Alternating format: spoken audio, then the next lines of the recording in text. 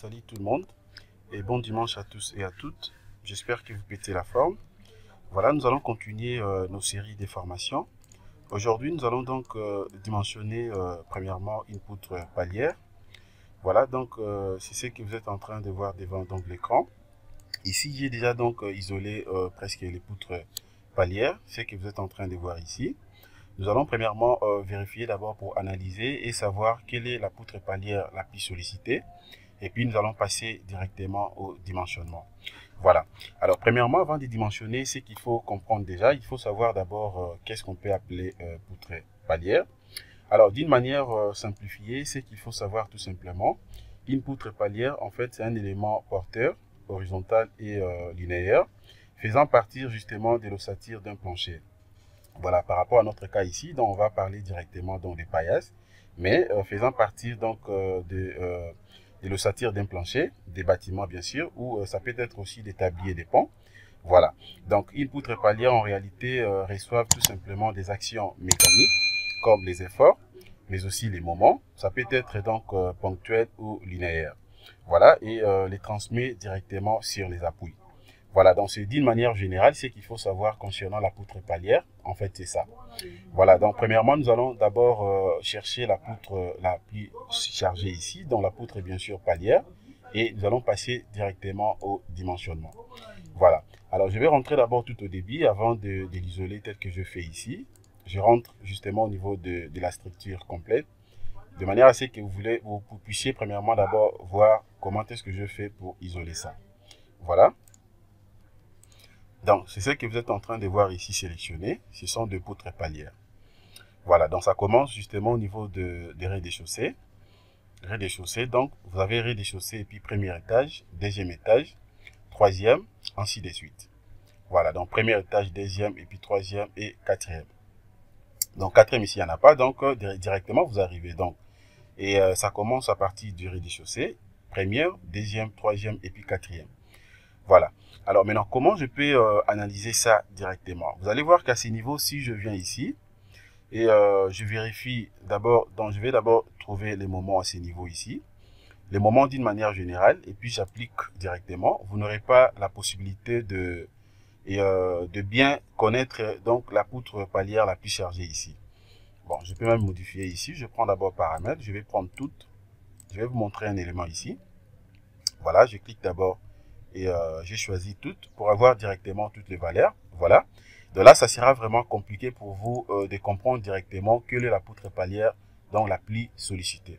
Voilà, puisqu'ici, directement, ça nous permet tout simplement d'avoir donc la valeur des moments max, mais qui n'est pas donc la poutre palière. De l'autre côté, vous avez directement les mines. Alors, tellement que dans notre cas, nous voulons premièrement chercher d'abord la poutre palière la plus sollicitée. Qu'est-ce qu'il faut faire? Je rentre encore ici. Je peux soit cliquer sur rien pour annuler les tout. Observez ce que je vais faire ici. Je rentre ici, je prends NTM. Voilà, je clique sur rien et puis j'applique. J'applique pour enlever donc toutes les valeurs que vous êtes en train de voir ici. Voilà. Alors maintenant, qu'est-ce que je fais ici? Je vais d'abord sélectionner premièrement les poutres palières. Je sélectionne d'abord toutes les poutres palières. Je vais l'isoler et puis analyser ça d'une manière séparée et non directement sur la structure. Voilà comment je vais faire ici. Je vais utiliser d'abord la sélection spéciale. Donc, je peux fermer aussi l'autre tableau. Voilà, donc je vérifie d'abord. Donc, ma poutre palière commence à partir d'ici. Ça vient jusqu'à ce niveau. De l'autre côté, et même derrière ici, vous avez une poutre palière. Voilà, donc c'est ce que je vais sélectionner d'une manière automatique. Donc, je prends d'abord édition, sélection spéciale, et puis par couleur. Voilà. Je vais patienter. Alors, à ce niveau, maintenant, je peux directement sélectionner donc la poutre palière. Je clique sur attribut, je vais chercher poutre palière ici. Voilà, sa section est de 15 x 25. Et puis, je sélectionne du tout. Voilà, tout est sélectionné. Alors, je vais premièrement l'isoler ça. Je viens ici, je vais l'isoler. Voilà, je l'isole. Donc, vous avez toutes les poutres palières ici. Voilà. Alors, maintenant, à ce niveau, j'ai la possibilité d'analyser ça d'une manière séparée pour comprendre directement quelle est la poutre la plus sollicitée et passer directement au dimensionnement. Donc, c'est très, très simple. Retenez seulement que si je vérifiais ça ensemble avec la structure, ça serait un peu compliqué pour moi de bien faire la lecture. Mais il faudrait premièrement que vous puissiez d'abord sélectionner toutes les poutres palières plutôt, vous l'isolez et vous allez analyser ça d'une manière séparée. C'est-à-dire, à ce niveau, maintenant, je peux directement évoluer. Donc, je viens ici, je prends résultat. Je vais prendre diagramme bar. J'ai des possibilités. Je peux utiliser soit les efforts, tout comme je prends directement diagramme bar. Voilà. Et à ce niveau, maintenant, je vérifie la valeur des moments suivant la direction des Y. Puisque ça, c'est le moment des torsions. Moment des torsions, quand j'applique, voilà. Dans le max, ça fait 9,73. Les mines, ça fait 2,32. Voilà, déjà, je sais que le moment qui va dominer ici, ça sera donc suivant la direction de Y. Je peux vérifier ça ensemble avec vous. Ça, c'est le moment des torsions. Ça fait 9,73. De l'autre côté, moins 2,32. Si je prends aussi suivant l'axe des Z, j'applique. Voilà, c'est toujours moins. Ça fait 3,29. De l'autre côté, ça fait moins 5,50. Mais je prends maintenant suivant la direction de Y. J'applique. Le moment fait 600. Voilà, c'est que je viens d'obtenir ici. J'ai de grandes valeurs par rapport à ce que je vérifiais suivant les deux autres directions. Je vais d'abord normaliser ça pour avoir ça très bien. Je clique. Voilà. Donc voilà ce que je viens d'obtenir ici. Voilà. Donc à ce niveau déjà, je suis en train de remarquer que donc le moment max, je l'ai trouvé justement en travers. C'est ça le moment max. Donc je l'ai trouvé en travers. Donc ça fait 4,64 kN/m. C'est bien sûr en travers. Mais le moment min, je l'ai trouvé aux appuis. Voilà, donc c'est aux appuis ici. À ce niveau, ça fait moins 17,41. Voilà. Cela revient à dire quoi? C'est qu'il faut comprendre ici, le moment max que je trouvais ici, les 4,64. Voilà, donc c'est par rapport à la légende que vous êtes en train de voir ici. Je vais vous montrer. C'est par rapport à cette légende. Alors, c'est tout simplement par rapport aux directions, hein, par rapport aux signes. Puisque les signes positifs, c'est ce qui est donc maximal. Mais les signes négatifs, c'est ce qui est minimal. C'est pour cela que vous avez vu ici que, en réalité, concernant par rapport aux valeurs, 17,41 est supérieur par rapport à 4,64. Mais par rapport aux signes, dont les positifs, ça fait 4,64, le minimum, ça fait moins 17,41. Alors, qu'est-ce que je vais faire maintenant? Attendez, je peux même venir ici. Voilà ce que je suis en train de dire. Donc, c'est ça. Alors, qu'est-ce que je vais faire maintenant à ce niveau? Étant donné que moi, je vais dimensionner. Alors, je vais maintenant chercher d'abord la plus grande valeur, mais je le prends en valeur absolue. Puisque vous allez remarquer que déjà, je comprends que, donc, voilà, donc je comprends directement que la poutre palière la plus chargée, c'est ce qui se retrouve ici en bas. De l'autre côté, ce sont de petites valeurs, vous pouvez même vérifier. Alors, si vous voulez, par exemple, visualiser que la valeur max est mine, je peux rentrer ici, je prends extrême globaux. Voilà, et j'applique. Voilà, là maintenant, ça me donne que deux valeurs. J'ai la possibilité d'obtenir que le min et le max. Voilà, les min, c'est justement en travers, et le max, c'est aux appuis. Voilà. Alors maintenant, je vais dimensionner, et heureusement que c'est justement, c'est la même barre. C'est la même barre, puisque vous allez voir ici, c'est la même poutre qui nous a donné la valeur min et la valeur max. Mais si par contre, vous aviez trouvé, par exemple, la valeur max ici, de 4,64 kN par mètre, et que vous avez trouvé la valeur min, par exemple, à ce niveau ici, de moins 17,41, c'est qu'il faut faire au moins, il faut considérer la valeur min comme la valeur max. Mais vous prenez ça maintenant en valeur absolue. C'est-à-dire, là, je ne pouvais pas dimensionner la poutre que vous êtes en train de voir ici. J'allais venir dimensionner l'autre poutre qui m'a donné une valeur, bien sûr, négative de moins 17,41, mais j'allais prendre ça en valeur absolue et je dimensionne ça directement. Mais par rapport à notre cas ici, il n'y a pas de souci, puisqu'on a trouvé donc le min et le max sur une même barre. Donc, je peux directement passer au dimensionnement. Ça pose pas de problème. Voilà. Donc, c'est ça. Alors, je peux vérifier aussi un élément. Je clique maintenant à vide. Je sélectionne d'abord cette poutre. Je fais clic droit. Je prends propriété de l'objet. MNT. Je prends toujours moment. Je vais prendre extrême globaux. Voilà. Donc, c'est cette poutre. Donc, le max, ça fait 4,56. Le min, ça fait moins 17,41. Voilà. Je peux vérifier aussi l'autre poutre là. L'autre là, ça fait combien? Ça, c'est vraiment petit. Hein? C'est vraiment petit. Ça fait 1,84. L'autre, ça fait moins 4,87. Voilà, donc je peux dimensionner que ça. Et puis je vais uniformiser ça partout. Voilà, donc là maintenant, étant donné que c'est déjà sélectionné, je peux passer directement au dimensionnement sans problème. Voilà maintenant comment je vais faire.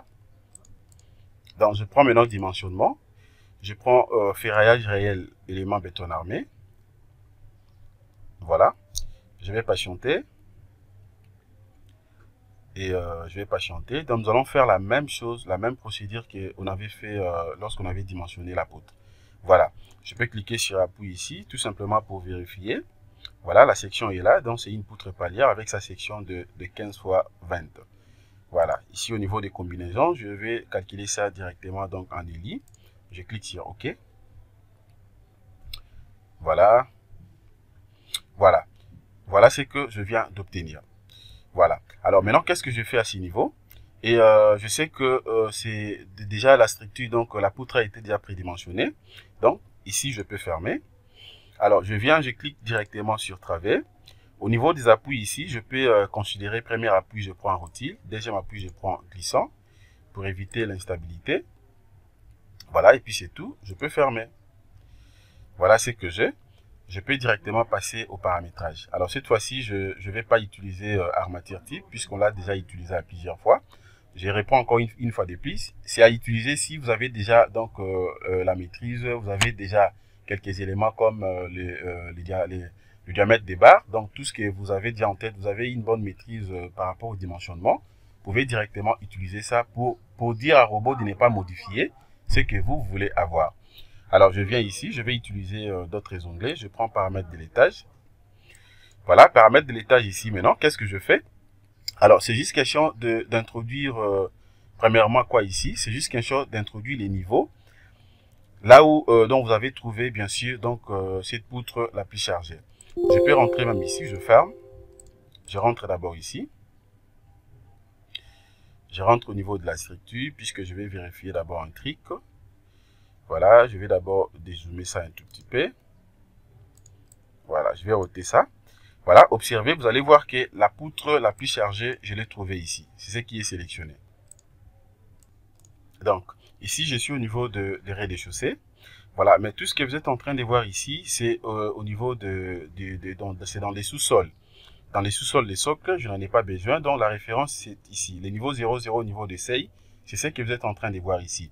Alors, pour trouver maintenant directement la cote du niveau ici, c'est juste question de prendre la hauteur des rez-de-chaussée. Par rapport à notre cas, donc c'était différent avec ce que vous êtes en train de voir à la partie supérieure. C'était, on avait une hauteur de 3,58 pour le rez-de-chaussée. 3,58. Alors si vous prenez 3,58, je peux calculer ensemble avec vous.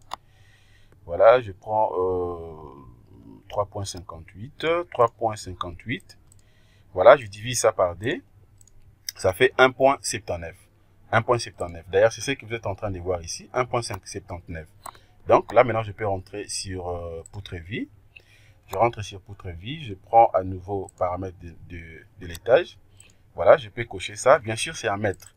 Alors, j'introduis directement la valeur de 1,79, 1,79 comme code de niveau. Voilà. Alors, fissuration, je vais travailler avec une fissuration P préjudiciable, millier non agressive. C'est bon. Je clique sur OK. Je prends maintenant option de calcul. Voilà, option de calcul ici. Et l'enrobage, je laisse par défaut 3,3. Par défaut, c'est bon. Optimisation de la géométrie. Voilà, tout est fixé, c'est bien. Option avancée, tout est bien, je n'ai rien à modifier. Je laisse par défaut comme ça. Je vais voir ce que le robot va me proposer. Par contre, si je ne suis pas convaincu, je peux toutefois modifier comme je vais. Je ferme. Alors, je prends maintenant quoi également, tenue au fait forfaiteur, la flèche ici. La flèche, je laisse par défaut comme ça. Bon, 2.5 déjà, c'est bon. Je prends béton. Je vais travailler avec le béton 25. Résistance caractéristique, c'est bon. Poids volumique, je prends 2500. Voilà, diamètre qui prédomine. Bon, je continue toujours avec les 15-25. Donc, je mets à la limite 25. Acier longitudinal. Acier longitudinal ici, je prends haute adhérence 400. Voilà, je peux décocher. Je peux utiliser pour la poutre palière. Je prends même barre de 10. La section est de 15, je crois 15 x 20. Hein. Je prends barre de 10, barre de 12. Voilà, même le D, c'est bon. Je prends barre de 10 et barre de 12. Voilà, donc je peux même ajouter barre de 14, comme ça je pourrais voir ce qu'il va me proposer.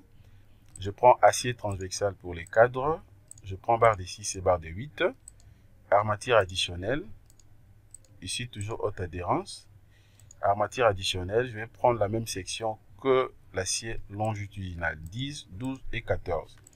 Voilà, je peux maintenant enregistrer ça. J'écris tout simplement, je peux écrire tout simplement poutre palière. Voilà, poutre palière. Voilà, j'écris tout simplement poutre palière. Et puis je clique sur OK, je vais confirmer ça. Voilà, je prends maintenant disposition de ferraillage. Disposition de ferraillage. Est-ce que vous voulez faire le ferraillage par travers ou par fil? Je prends par travers. Puisque je suis en train de dimensionner une poutre palière à une seule travée, donc je prends par travers. Reprise du bétonnière automatique, là il n'y a pas de souci. Voilà, alors ici, est-ce que vous voulez avoir des barres bateaux? Voilà, si par contre vous voulez avoir des barres bateaux, c'est juste question de spécifier ça ici. Si je veux avoir des barres de relevage à la partie supérieure, à la partie inférieure, c'est juste question de cocher et ça va directement générer ça d'une manière automatique. Et vous allez vérifier d'abord l'espacement que le robot va vous proposer. Si par contre vous ne voulez pas ça, vous pouvez même modifier l'espacement ici. Espacement des barres de relevage. Si vous voulez avoir aussi les barres de relevage, communément appelées des barres cavalières, à la partie supérieure, vous allez faire tout simplement la même chose. Par rapport à notre cas, je refuse le 2. Je n'en ai pas besoin. Je laisse ça d'abord comme ça. Je prends maintenant ici quoi? Je prends inférieur. Inférieur, nombre des lits, la hauteur de notre poutre de 20. Bon, je peux avoir même des lits. Ça pose pas de problème. Supérieur, je fais la même chose des lits. Voilà, transversal, maintenant, les cadres, je peux avoir ça. Je peux avoir ça et ça. Tout ça, je peux soit enlever ça. Voilà. Voilà, là déjà c'est bon. Voilà, et puis maintenant au niveau des appuis ici, ferraillage au niveau des appuis. Voilà, donc j'introduis directement la base. J'ai une base de 30 à gauche et base de 15 à droite. Donc je prends une base de 30. Bien sûr, ce sont des appuis en béton armé puisque ce sont des colonnes. Je vais confirmer ça, c'est tout. Voilà, et puis quoi encore, je m'en vais maintenant au niveau secondaire. Voilà, à ce niveau ici, je laisse d'abord l'espacement par défaut, hein, dans disposition concernant l'espacement. Je le laisse par défaut d'abord pour voir ce que le robot va me proposer. Par contre, si je ne suis pas convaincu, de toutes les façons, je vais vous montrer comment est-ce que vous pouvez donc générer ou et insérer directement vos espacements. Bien sûr, avec la vérification que vous avez fait soit à la main, vous avez la possibilité d'imposer au robot de prendre ce que vous voulez. Autrement dit, c'est en quelque sorte, c'est comme si vous étiez en train d'utiliser l'option armature que je vous ai montré ici. Voilà, donc je clique maintenant sur secondaire. Hacher des montages, tout ça, je laisse ça. Voilà, donc armature de peau, je n'ai pas besoin de ça. Je prends automatique, entre les deux, il fera des choix de diamètre, donc de bas. Armature, ancrage de l'armature principale. Voilà, si vous voulez avoir ça, c'est juste question de cocher. Par contre, si vous refusez, vous pouvez décocher. Pour épingler contre les poussées au vide. Je vais décocher d'abord, je pourrai voir ce qu'il va me proposer. Ici, il n'y a pas de problème. Armature de couture, par défaut, il n'y a pas de problème. Alors, je prends maintenant forme pour les crochets. Voilà, je laisse les crochets avec un angle de 135 degrés. Je peux tout simplement spécifier soit la longueur développée, je prends 5 cm. C'est bon. Voilà, ici aussi, je peux soit enregistrer. J'écris tout simplement ferraillage. Ferraillage, poutre, palière. Je clique sur OK, je vais confirmer ça. C'est bon. Après, maintenant, qu'est-ce que je fais à nouveau? Ça, c'est justement définir section. Je l'avais déjà fait. Définir élévation déjà. Ça, c'est justement pour créer des réservations. Pour créer des réservations, je peux cliquer justement pour vous montrer. Si par contre, vous étiez en train de dimensionner une poutre palière, donc vous avez des réservations. Donc, en fait, ce sont des trous. Voilà, donc des fois, lorsque vous êtes en train de réaliser un projet, vous pouvez réaliser un projet. Tout au début, au moment des calculs des structures, vous n'avez pas tenu compte des ouvertures. Donc, logiquement, les poutres ne devraient pas être trouées au plus tard. Mais compte tenu de tout ce que nous remarquons souvent auprès beaucoup plus de maîtres d'ouvrage, après peut-être quelques jours, donc propriétaires des projets, après peut-être des années, ils peuvent avoir des modifications. Il s'est dit que non, moi je préfère beaucoup plus trouver pour faire passer soit mes tuyaux ou pour faire passer je ne sais pas quoi. Et ils peuvent même trouver justement donc des poutres palières. C'est-à-dire, logiquement parlant, en termes de résistance, il y a un petit souci.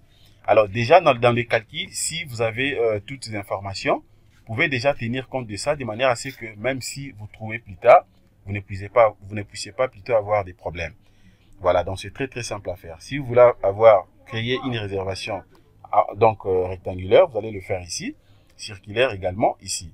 Par rapport à notre cas, les projets, donc on n'a pas besoin de ça. Je ferme. Et après, maintenant quoi également, c'est tout. Voilà, vous allez remarquer ici que définir charge, c'est figé. Et c'est pas donc opérationnel. Pourquoi? Puisque c'est une poutre palière qu'on avait déjà modélisé à partir de la structure. Il va prendre que les comptes des charges de la structure, des calculs bien sûr. Donc c'est bon. Alors je viens maintenant ici, je vais prendre quoi? Je prends tout simplement analyse, paramètres du dessin. Voilà, je vais vérifier description des armatures, tout est coché, c'est bien. Voilà, il faut cocher ça pour bien faire parler donc le plan d'exécution. Là, vous aurez donc toutes les informations. Donc, vous aurez le nombre des barres, vous aurez aussi donc les longueurs développées, même l'espacement. Tableau des armatures aussi, tout est bien. Nombre des pièces, vous la nourrez. Et puis type d'acier, c'est bon. Je vais confirmer et je lance directement les calculs. Je vais générer les dessins pour les éléments calculés et je lance les calculs. Je vais voir d'abord ce qu'il va me proposer ici. Voilà, je vais voir. Voilà, voilà ce qu'il m'a donné ici.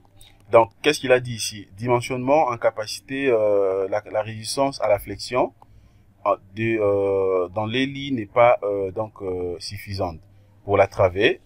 Voilà, donc facteur de sécurité, ça fait 0,96. Mais il m'a donné quand même le plan d'exécution. Mais toutefois, je peux corriger ça rapidement. Donc là, je suis en train de remarquer ici que voilà ce qu'il m'a dit ici. Donc, le facteur de sécurité ici, ça fait 0,96. Voilà, donc la résistance à la flexion dans le lit n'est pas satisfaite pour la travée. Alors, de l'autre côté, vous allez voir que vous avez la possibilité même de vérifier la sélection des armatures associées. Voilà, associées donc au message dans l'avis de l'armature. Alors, c'est-à-dire que nous devons corriger ça rapidement. Je vais vérifier d'abord un truc. Voilà, valeur vérifiée ici. Voilà, vous allez voir ici maintenant, valeur vérifiée. Les moments fléchissants, bien sûr, en éli. Voilà, donc, il nous a dit quoi? Les moments fléchissants en éli, ici, on a trouvé une valeur de 11,22 kN mètre qui est supérieure à 10,80. Donc, moins 11,22 kN mètre qui est supérieur à moins 10,80 kN mètre. Voilà, et en coordonnées suivant donc la direction, bien sûr, en X, ça fait 0,30. Cela revient à dire quoi? Les problèmes de facteurs de sécurité qu'on a trouvé ici, donc il nous dit que les calculs que nous avons faits donc n'a pas de problème, mais il y a un petit souci au niveau tout simplement donc de facteurs de sécurité. Alors pour pallier à ces problèmes, qu'est-ce qu'il faut faire? Nous avons tout simplement la possibilité premièrement, soit d'augmenter soit la hauteur, d'augmenter légèrement la hauteur de cette poutre palière que nous sommes en train de dimensionner. Vous allez voir qu'il va calculer normalement puisque notre facteur de sécurité ici maintenant sera normal. Nous allons le faire ensemble avec vous. Voilà, qu'est-ce que je fais? Je ferme premièrement. Je viens ici. Je clique sur armature.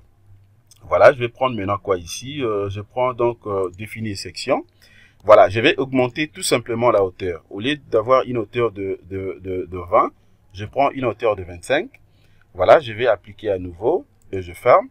La section maintenant a changé. J'ai maintenant une section de 15 x 25 et non 15 x 20. Alors là, maintenant, je peux relancer les calculs. Nous allons voir maintenant, il va calculer. Nous allons voir. Voilà. Là, maintenant, il vient de calculer. Il n'y a pas de problème. Vous avez vu? Il n'y a pas de problème. Donc, tout est parti. Donc, facteur de sécurité maintenant est correct. Tout est bien fait. Voilà ce que je viens d'obtenir. Alors, maintenant, vous avez la possibilité aussi de vérifier directement. Et il nous a donné combien ici? 15 barres espacées de 16. Voilà, ça c'est la limite qu'il nous a proposé ici. Mais vous pouvez soit diminuer, hein, si vous voulez par exemple avoir un espacement de 15, par exemple de 15 cm. Vous pouvez aussi changer, donc je viens ici. Je vais essayer un peu de modifier pour voir si ça va marcher. Je prends distorsion de ferraillage. Et je prends, oui, transversaux. Voilà, je vais modifier ici. Espacement disponible, je prends donc à la limite au moins 0,15 mètres. Donc, la limite, au moins, c'est que moi, je vais avoir donc un espacement de 15 cm. Voilà. De l'autre côté aussi, je vérifie d'abord s'il y a des modifications. Non, je vais confirmer ça. Je rentre ici. Voilà, je vais confirmer encore le poids volumique. J'avais mis 2500. Je vais pas donc le majorer. Et puis, je relance les calculs. Je relance les calculs. Voilà. Voilà, maintenant il m'a donné ce que moi je veux, l'espacement de 15 cm. Donc 15 barres espacées de 15 cm. Voilà, donc vous pouvez même lire ça ici. Vous allez voir, 1, 2, 3, 4, 5, 6, 7, 8, 9, 10, 11, 12, 13, 14, 15. Voilà, donc c'est ce qu'il m'a donné. Donc tout est là, vous allez voir que c'est vraiment beau à voir. Il a pris de barres de 12, longueur développée. Donc vous avez en fait tout. C'est ça l'avantage avec Robot Structural Analysis. Donc, étant qu'ingénieur, donc vous avez aussi la possibilité de bien maîtriser, surtout la lecture. Il vous donne tout. Voilà, tout ça, donc on avait déjà paramétré ça par défaut. Alors, je peux vérifier aussi d'autres éléments. Donc, je viens par exemple ici, je clique sur Armature. Voilà, si vous voulez vérifier par exemple poutre et diagramme, donc je prends poutre et diagramme. Voilà les diagrammes qu'il m'a donné ici. Alors, vous pouvez toutefois aussi vérifier les ratios, tels que je vous avais montré au moment du dimensionnement de la poutre. Donc, je viens ici, je prends ELI, je peux décocher moment fléchissant, théorie AM. Après la redistribution, aussi je décoche, j'applique. Voilà, je sais que je viens de dimensionner une poutre à une seule travée, donc c'est une poutre isostatique. Voilà, chargé uniformément, donc le moment max sera justement au milieu, donc ça fera justement donc c'est PL carré sur 8. Ce PL carré sur 8 pour la charge uniformément répartie et ce PL sur 4 pour une charge concentrée. Voilà, puisque le moment max, donc ça sera justement au milieu. Voilà, alors c'est que je dois maintenant vérifier ici. Donc le milieu, la portée de notre élément était de combien? Je rentre d'abord ici. Voilà, la portée ça fait si on exclut les appuis, cette portée tout simplement de la poutre, ça fait 2,28. Alors, je vais calculer ça d'abord ici. Je prends 2,28, je divise ça par 2. Ça fait 1,14. Voilà. Donc, ça veut dire quoi là? Maintenant, je peux rentrer au niveau de poutre et diagramme. Alors, je vérifie maintenant les ratios justement au milieu. Donc, vous venez ici, vous vérifiez tout simplement les ratios au milieu. Voilà, vous vérifiez au milieu, donc en respectant bien sûr la valeur de x ici, au milieu. Et là, vous allez vérifier justement les ratios comme on avait fait. Je vous avais dit que l'intervalle, ça peut nager entre le 1,05 jusqu'à 1,20. Mais vous pouvez dépasser légèrement, ça pose pas de soucis. Puisque jusqu'à présent, nous avons dimensionné. Bien sûr, on a trouvé donc le plan d'exécution, tel que vous êtes en train de voir ici. Mais rien qui nous prouve que donc la poutre palière que nous venons de dimensionner, c'est une poutre économique. Voilà, c'est résistance, bien sûr, c'est vraiment résistant, mais il n'y a rien qui nous prouve que c'est une poutre économique. Nous ne sommes pas dans les cas de surdimensionnement ou sous-dimensionnement. Alors, pour vérifier tout ça, je vous avais dit que c'est mieux de vérifier aussi le ratio. Voilà, donc si je vais vérifier aussi les poutres ferraillage, je prends poutre ferraillage, je ferme. Voilà comment il a ferraillé. Alors, ça, c'est une coupe transversale. Ça, c'est une coupe longitudinale. La coupe transversale, c'est ce que vous êtes en train de voir ici. Voilà, donc c'est vraiment beau à voir. Donc c'est très très simple. Voilà. Voilà, donc je peux même sélectionner, si vous voulez sélectionner le bar à la partie supérieure, voilà, c'est sélectionné. Je peux sélectionner aussi ce que je vois à la partie inférieure. Voilà, ce qu'il nous a donné. Donc ça, c'est justement pour la poutre palière. Voilà. Alors, si vous voulez sélectionner aussi les cadres, je peux cliquer à vide. Sélectionne rien que les cadres. Voilà. Ça, c'est poutre palière. Donc, c'est très, très simple. Dans la section, le plan d'exécution qu'on a trouvé ici, c'est ce que nous allons uniformiser en fait partout. Alors, la note de calcul aussi est là. Ça, c'est la note de calcul. Vous pouvez vérifier. Vous allez voir ici, code du niveau qu'on avait utilisé, c'est 1.79. Voilà. Il n'y a même pas des informations en rouge puisque tout a été bien fait. Voilà, donc je crois que nous sommes arrivés à la fin de cette partie de la formation sur dans les dimensionnements d'une poutre palière. Donc on a trouvé premièrement la palière la plus chargée et nous avons directement dimensionné. N'oubliez pas de partager cette vidéo, abonnez-vous massivement et partagez ça pour faire justement une large diffusion. Merci de votre disponibilité. Passez une excellente journée. Au revoir.